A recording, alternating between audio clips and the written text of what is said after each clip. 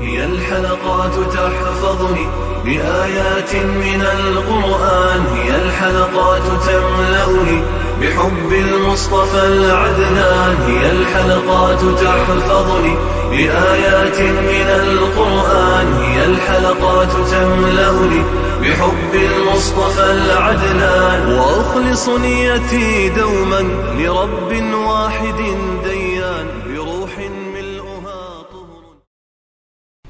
Sure Luqman tefsiri 1. ayetinden başlayıp okuyumuz inşallah. Bismillah, elhamdülillah, vessalatu vesselam ala Resulillah. Esselamu aleyküm ve rahmetullahi ve berekatuhu. Tövende dehtanlığa İbn Kathir rahimahullah'ın Kur'an-ı Kerim tefsiri, Uygurca tercümesi Luqman suresi 1. ayetinden başlayıp okuyumuz inşallah. Euzu billahi mineşşeytanirracim. Luqman suresi Mekke'de nazil bolgan 34 ayet. Bismillahirrahmanirrahim. Nihayeti şefkatlik ve mihriban Allah'ın ismi bilen başlayman. Elif Lam Mim. Bu hikmetlik kitapның ayetleridir. O ta'dil erkan bilen namaz okuyduğun, Allah'ın rızasını tileş yüzüdün köngül azadılıkı bilen zakat berdiğin ve ahiretki cezmen işinidiğin yaxşı iş kılgıcı kişilerge hidayettir ve rahmettir. Aşula yani yukarı sıfatlarga kişiler Rabbinin doğru yoluda bolğuçılardır. Yani şula maksatki erişkiçilerdir. Bu surenin beşideki üzüp okuladigan elif ve harflerge münasebetlik sözler umumen kılıp Sure Baqara'nın 5'de sözlendi. Allah pak ve yüksektir. Allah bu Kur'an'ni yaxşı iş kılgıçılarga hidayet, köngüllerge şifa ve rahmet begişligıç kılıp nazil kıldı. Ula şeriatga ergishishda yaxshi amal qiladi. Farz namozni ta'dil erkonlari bilan va o'z vaqtida o'qiydi. Farz namozga ergashtirib sunnat namozlarni va boshqa nafl namozlarni ado qiladi. Ustunlariga farz bo'lgan zakatni zakat elishga tegishli kishilarga berdi. Xish aqrabolarga sil rahm qiladi. Ahiret yurtidagi mukofot ve jazoga ishinidir. Bu amel ibadetlerinin savabını Allah Taaladan kutadi. Amelini riyo uchun qilmaydi. Yaxshi amelning bedeliga kishilardan mukofot ve rahmat talab qilmaydi. Kim buningga mushundaq amal qila olsa, u Allah Taala'nın munu ayetide köz tutilgan kişilerden boğan buludu. En şula yani yukarı sıfatlarga ega kişiler Rabbinin doğru yoluda boğuçulardır. Yani doğru tefsili bayan kılıngan roşen yolunun üstüde bolğuçulardır. En şula dünya ve ahirette maksatga erişkiçilerdir. Bazı kişiler bilimsizlikten kişilerini Allah'ın yoludan azdırış için behudi geplerini setip aldı ve Allah'ın yolunu meskir kıldı. En şula hor kılgıcı azapkı düşer buludu. Eğer onunla bizden ayetlerimiz yani Kur'an ayetleri okup verilse, goya onu anlamagandek, iki kuluğu eğirleşip kalgandek, Allah'ın ayetleri kulak seliştin tekabburluk bilen yüz örüydü. Ey Muhammed sallallahu aleyhi ve sellem, onunla qattiq azap bilen hoş haber bergin. Bedbaxt kişilerinin behudi gepler bilen hepleşidiganlığı ve Allah Teala'nın ayetlerden yüz örüydiganlığı doğrusudur. Allah yukarıdaki ayetlerde bəxtli kişilerinin ahvalını bayan kılıp öttü. Ula Allah'ın kitabı bilen hidayet tapkan, onu anlap menfaat algan kişilerdir. Bu haqda Allah mındaq deydi. Allah sözlərinin ən çıraylı bo'lgan Qur'onni nazil qildi. Fasahatda, balog'atda uning ba'zisiga o'xshab ketadi. Va'zi nasihatlar, ahkomlar, qissalar uningda takrorlandi. Qur'ondagi azob oyatlarida tilovat qilingan chaqda Rabbidan qo'rqadigan kishilarning badanlari titraydi. Ondan Allohning zikri uchun, ya'ni Allohning rahmati, mag'firatiga doir oyatlar tilovat qilingan chaqda ularning badanlari va dillari yumshab orom topadi. Baxtli kishilarning ahvolidan keyin badbaxt kishilarning ahvolini bayon qildi. Ular Alloh taolaning so'zini anglab, uning bilan manfaat ilishdan yuz o'riydi. Muzika va ko'ngil ich asboblar bilan o'rindalgan naqsha, usul, nag'ma navolarni anglashga berilib ketadi. Ibn Mas'ud radhiyallohu anhu Alloh taolaning ba'zi kishilar bilimsizlikdan kishilarni Allohning yo'lidan ozdirish uchun behuda gaplarni setib oladi degan oyatini Allohning nomi bilan qasamki buningdan naqshi musiqalar ko'z tutiladi deb tafsir qildi. Qatada bu oyat haqida mundaq dedi. Allohning nomi bilan qasamki bu odam behuda gaplarni setib olish uchun pul xarjlamasligi mumkin. Lekin biror odamning o'z xohishi bo'yicha gumrohlikni yaxshi ko'rganligi uning behuda gaplarni setib olganligi bo'lib hisoblandi. U haq so'zni qo'yib botil so'zni, foydali narsani qo'yib ziyonli narsani tanlaydi. Ba'zilar mundaq deydi. Alloh taolaning behuda gaplarni setib oladi degan oyatidan naqshchi qizlarni setib olish ko'z tutiladi. Ibn Jarir mundaq dedi. Allah Teala'nın ayetlerini anlaştın, Allah Teala'nın yolu erişişinden tosadigan her qandaq söz behuda söz hesaplandı. La ilahe illallah Muhammed Resulullah. Allah'ın yoludan azdırış için, yani bunu qılğıcılar fakat İslam'a ve Müslümanlara düşmanlık qilish için qılıdı. Allah'ın yolunu mesxir qılıdı. Mücahid ular Allah Teala'nın yolunu mesxir qiladigan yol qilib oladi dedi.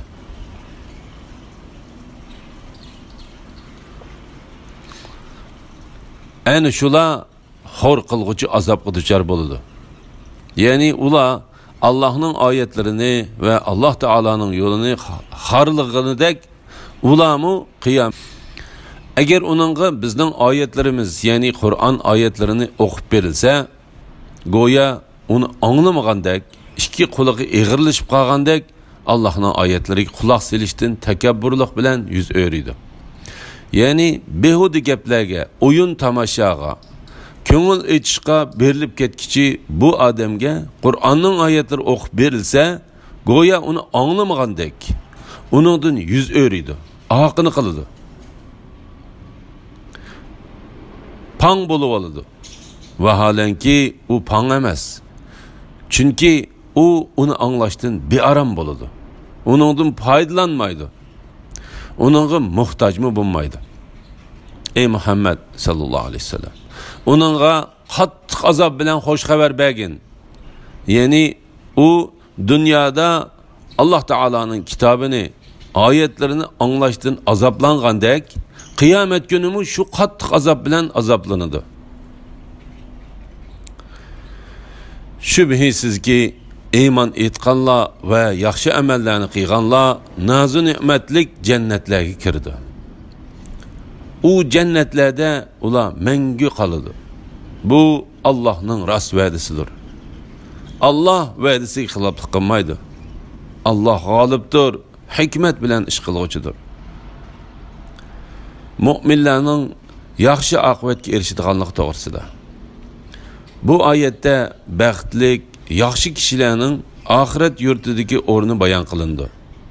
Ular Alloh taolaga iymon etgan, payg'ambarlarni tasdiq qilgan, Alloh taolaning shariatiga muvofiq yaxshi amallarni qilgan odamlardir. Ular nazu ne'matlik jannatlarga kirdi. Yani ular cennetlerinin türlük lezzetlerden huzur bağışlaydıgan yemek içmek, kiyim keçek, turalgı jaylardan, minidigan ve çıkıdigan qatnaş qurallardan, ayallardan, nimetlerden ve birer kişinin diliga keç bakmagan narsalarni anglashdan huzurlandı. Ular bu nimetler içinde mengü kalıdı. Onu taşlap gitişini ve onundan yetkilişini mengü halamaydı. Bu Allah'ın rast vədisidir. Yani bu vədi çoxum iş qaşıdı. Çünkü o Allah'ın vədisidir. Allah vədisi xilaf qılmaydı. Çünkü Allah nihayeti merhametlikdir. Köp ihsan qılğıcıdır. Allah nimini xalasa şunu qılğıcıdır. Her nersige qadirdir. Allah g'olibdir. Her nerse üstüden g'alba qiladi. Her nerse Allah Taala itaat qiladi. Sözleride ve işleride hikmet bilen iş qilguchidir. Allah Kur'an'ni mu'minlar için hidayet yolunu ko'rsatguchi qildi. La ilahe illallah Muhammeden Resulullah.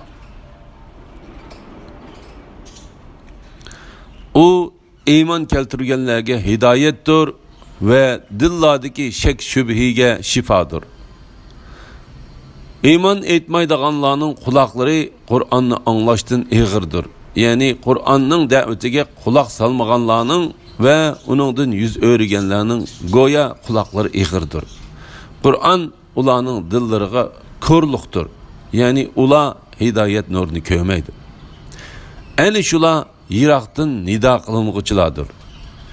Yani ular haqni qabul qilmaslikda iymonga yiroqdan chaqirilgan musofaning yiroqligidan chaqiriqni anglamagan kishilarga o'xshaydi.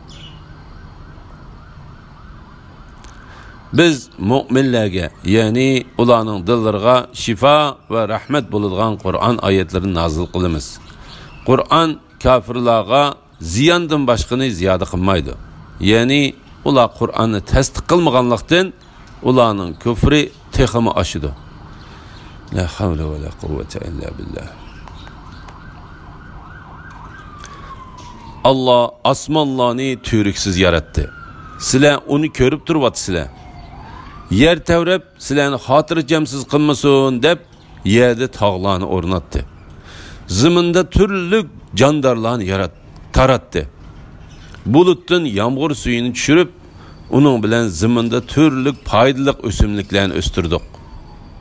Mana bular Allohning yaratgan mahluqotlardir. Man ko'z tutib beringlarki, Allah'tan başka ma'budlaringlar zodi nimalarni yaratdi?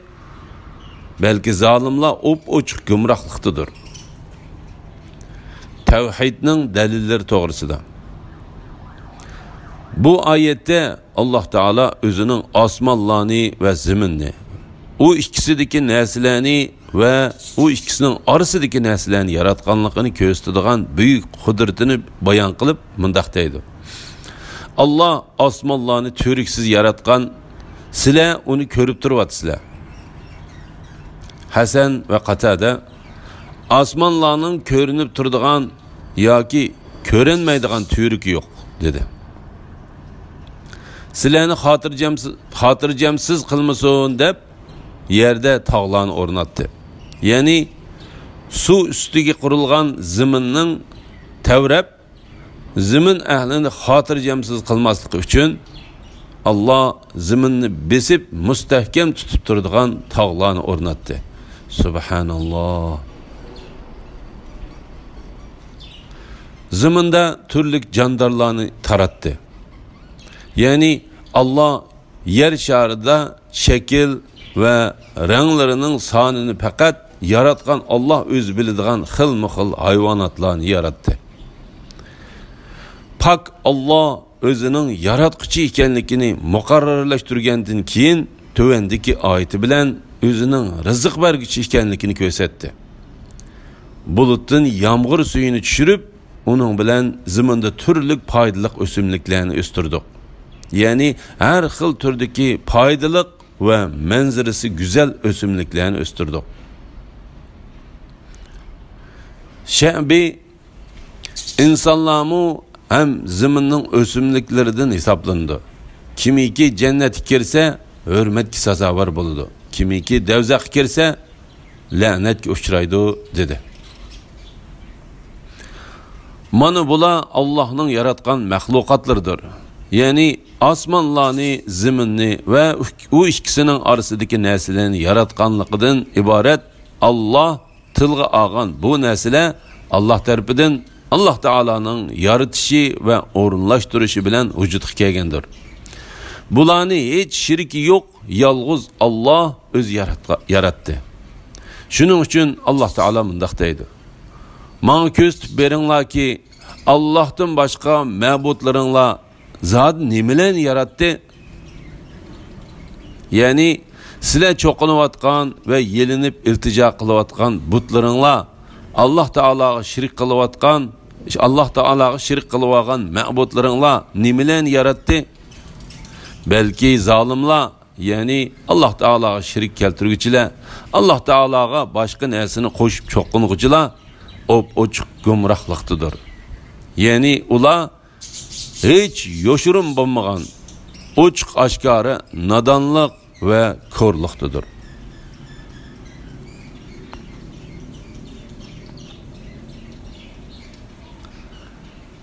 Biz Luqmonga haqiqatan hikmat ato qildik. Uningga aytdikki, Allohga shukr qilgin.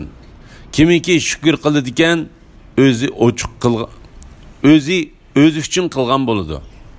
Kimiki kufrlik qiladi ekan, shubhisizki Alloh bandalardan behojatdir. Madhiyaga loyiqdir. Luqmon to'g'risida salaf ulamolari Luqmonning payg'ambar yoki emasligi va yoki uning bir yaxshi banda ekanligi haqida ikki xil qarashda ixtilof qilishib qoldi. Va ko'plagan salaf olimlari ikkinchi xil qarashni to'g'ri deb qaradi. Sufyan Savri Ikrimadan Ibn Abbas radhiyallohu anhumaning mundaq deganligini rivoyat qildi. Luqman habashiylik yog'ochi odam edi.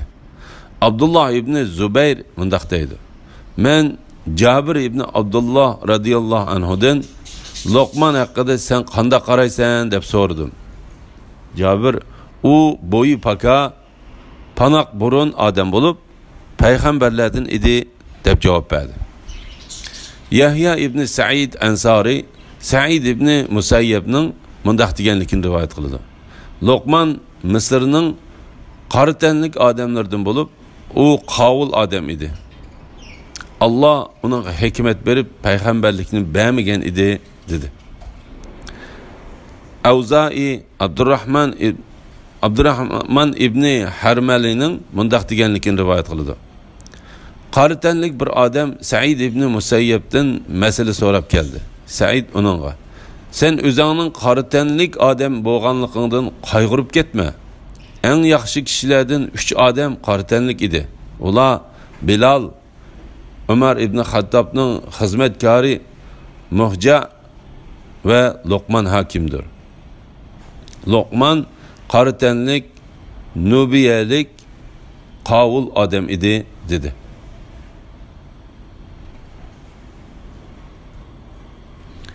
İbn Jarir Halid ibn Rabi'ning mundaq deganligini rivoyat qildi. Luqman habashiylik yog'ochi odam edi. Bir kuni uning xo'jayini uning bir qo'yni bizga so'yib bergin dedi. Luqman u qo'yni so'ydi. Xo'jayini qo'ydiki eng pok 2 parcha go'shtni chiqargin dedi. Luqman til bilan yurakni chiqardi. Ma'lum bir mazgil o'tdi. Xo'jayin uningga: "Bu qo'yni bizga so'yib bergin" dedi. Luqman u qo'yni so'ydi. Xo'jayin uningdan eng paskina 2 parcha go'shtni chiqargin dedi. Luqman yanala til bilan yurakni chiqardi. Xo'jayin uningga: "Sen qo'ydin eng pok 2 parcha go'shtni chiqargin deb buyurib qo'ysam, til bilan yurakni chiqarding. Uningdan eng paskina 2 parcha go'shtni chiqargin deb buyursam, yanala til bilan yurakni chiqarding-ku" dedi. Luqman mundaq dedi: "Agar til bilan yurak pok bo'lsa, uningdan pok hech narsa yo'q. Agar u ikkisi paskina bo'lsa, u ikkisidan pastgina hech narsa yo'q deb javob berdi. Shu'ba Hakamdan Mujahidning mundaq deganligini rivoyat qiladi. Luqman yaxshi odamlardan edi, ammo u payg'ambarlardan emas edi. Biz Luqmanga haqiqatan hikmat ato qildik. Ya'ni ilm, tafakkur va so'zlash qobiliyatini berdik. Uningga aytdikki, Allohga shukr qilgin. Ya'ni biz uni Allah onunğa bergan narsalar uchun Alloh taologa shukr qilishga buyurdi.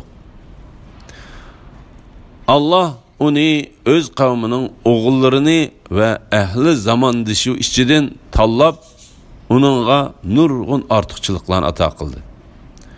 Kimiki shukr qiladigan o'z uchun qilgan bo'ladi. Ya'ni uning foydasi va savobi faqat shukr qilguvchilarga qaytadi. Allah Taala bu vaqtda mundaq deydi. Kimlarki yaxshi amal qilsa, o'zlari uchun oxiratda joy rastlaydi. Kimiki kufrlik qiladigan, shubhisizki Alloh bandalardan behojatdir. Madhiyaga loyiqdir. Ya'ni Alloh bandalardan behojatdir. Agar yer yuzidagi kishilarning hammasi kafir bo'lib ketgan taqdirdami, uning bilan Alloh qilch ziyon tatmaydi. Allah başka narsadan haqiqatan behojatdir. Allah Taoladan başka ma'bud barhaq yo'qdir. Biz faqat Allah Taolaga ibodat qilamiz. Alhamdulillah. Yuqorida Luqman surasi tafsiridan 12-oyatgacha angladinglar. Oxirini keyin qatamliq o'qishimiz davomlashtiramiz inshaalloh. Va sallallohu ala Muhammad va ala alihi va sahbihi ajma'in. Assalomu alaykum va rahmatullohi va barakatuh.